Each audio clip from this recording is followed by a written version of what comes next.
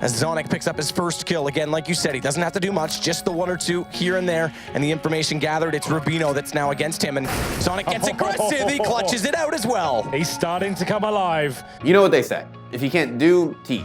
Or if you're in esports, if you can't play, coach. But that's just not true for Zonic. Humiliation of the crater, but he goes into a headshot. It's Zonic. A legendary 1.6 player, Zonic came out of retirement to be the backbone of the greatest CSGO team in the world. And the craziest thing is, he can still sub in for any of his players and frag out. I've never seen anything like him. Coming in out of nowhere, subbing in.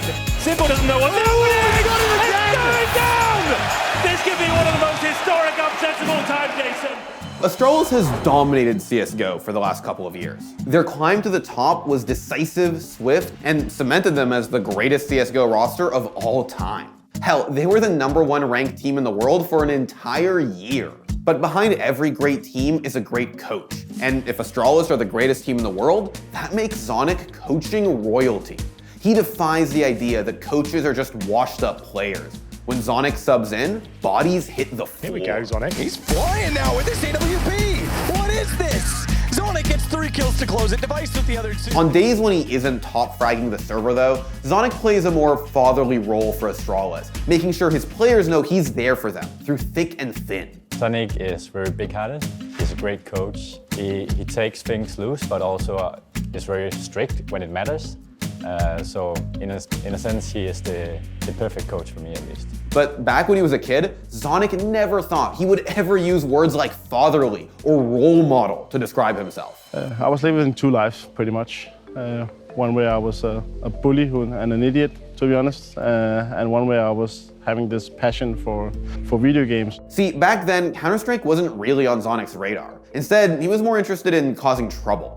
At least until he was 14 and he had a run-in with the Danish police. The specific episode that led to them getting involved was, you had these soft guns, it was called, and then we were 2 guys sitting and waiting, and there was like 6 guys making graffiti on it was like a youth club where they put up a wall where people could make graffiti legally because there was a huge issue back then in the city. And then we took these soft guns and we wanted their cans. Their graffiti cans, and some of them actually thought that it was a real gun. So he got some issues afterwards, but they identified us, and the police came one day. Zonic hit the local internet cafes, looking for the kind of crowd that would be safer to hang out with, one that wouldn't make his mom worry so much. And it worked. He fell in love with RTS games like StarCraft. But then CS came along, and it was the only game anyone wanted to play. The only problem was that Zonic hated it. And then suddenly everyone was on the internet cafe was just playing Counter-Strike one night. I came there and I was like, I hated this game. I was more like, I wanted to play these strategy games, like real-time strategy games. Eventually I got talked into trying Counter-Strike.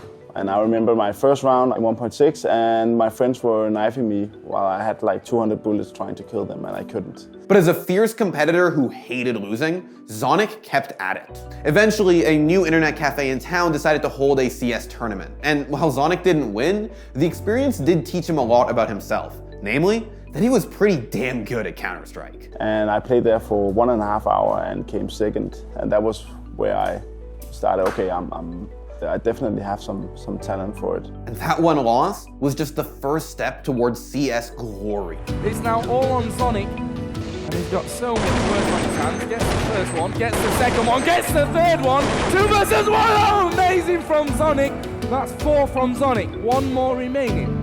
And he's gonna peek out and he is gonna win it! What an absolutely amazing round from Zonic! Zonic quickly became known as one of the greatest 1.6 players of all time, joining up with MTW, a notoriously dominant Danish roster, and picked up win after win after win.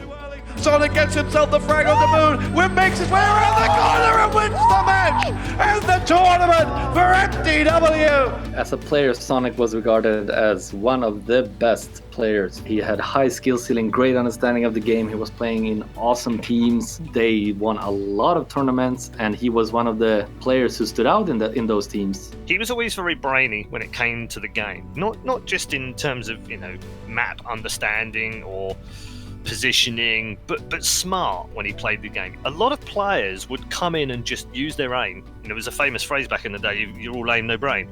And it comes from that time because that's what a lot of players played like. There were only a handful of players who really did truly become cerebral players. And I can think of players like Tommy, for instance, BSL, and Zonic. While Zonic was on MTW, he played alongside some of the greats. Guys like legendary IGL Ave and Trace, one of the greatest players to ever touch 1.6. His legendary past isn't lost on his current team either. I remember watching him play big tournaments, and I was usually staying up a long time during the night, and I was like, I want to be like that guy. He was kind of an idol for, I think, all of Danish Counter-Strike. But in 2012, Zonic hung up the mouse and keyboard, choosing to retire and go back to school. Unfortunately, he knew that getting back into the game as a player wasn't really an option for him. I could see that it would take a lot of me to invest in order for me to just get back to a decent level, which wasn't like secured in any way. So, and I also had my son there, so it would require a lot of my time, and I wasn't ready to invest in that, and I'm happy I made that decision. And because he used to be a pro player himself, Zonic understands the struggle of his team more than anyone. A coach shouldn't just be there for the players, but also for the people, like the person behind. They will work for you if you show passion and if you work hard and if you care about their personal lives. But Zonic's contributions don't just end at moral support. Although Zonic would rather let his players do what they do best and just coach them from behind the seats, being able to drop into the server and frag out is no small feat for any coach. Zonic's on the AWP again, just a note. We'll see if he can step up today. There's a nice shot. The coach takes down Exist with an aggressive pick. We said he might not be capable of those sort of shots, but he's proven us wrong. I think that coaches should play also just to understand the mechanics a little bit, but Counter-Strike is not it's not, how to say, built for people to have substitutes or have an academy team where you can just get a guy up. You have to actually buy him out of the contract if a guy gets sick. Otherwise, I'm the one playing. But yeah, obviously, it feels great if I can make one highlight or two maybe during a match. But what really makes Zonic an effective and respected team leader is the fact that he never shies away from protecting his players' rights to work-life balance. It's very hard to go and find someone more qualified than Zonic would be to be a coach in the first place. If you were to measure a coach, he would score highly in every single area.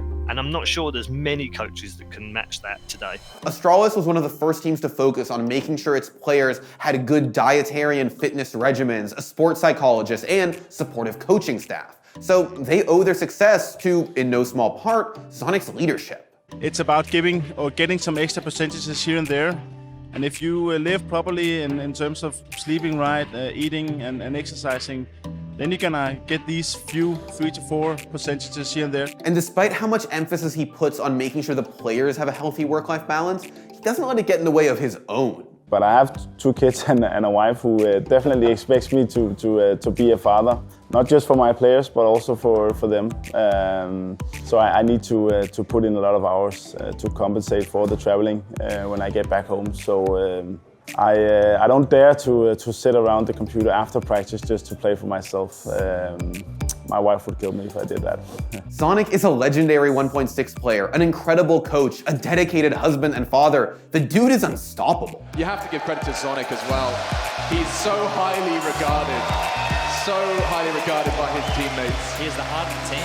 And Zonic isn't planning to rest on his laurels anytime soon either. I think I'm just so much of a winner that I want to contribute to the team in any way possible. To let them know that I stand behind them and that I always believe that we can come back and win. I think that's really important for me. The battle for CSGO supremacy will rage on, and Zonic wouldn't have it any other way. I feel the competition in a different way, but about contributing, I feel that I'm contributing to the team. So, and I feel like I'm part of the team as well. So definitely, I'm actually happy about being a coach. I'm not one of the guys who are like, if I can just turn back time, unless I was having the skills of Saiwu and Simple, then maybe I would push the button. But otherwise, I'm happy where I am. Thanks for watching. If you want more content like this, hit the sub button and ring that notification bell. For unique bite-sized videos you won't find anywhere else, hit up our Instagram, Twitter, and Facebook pages.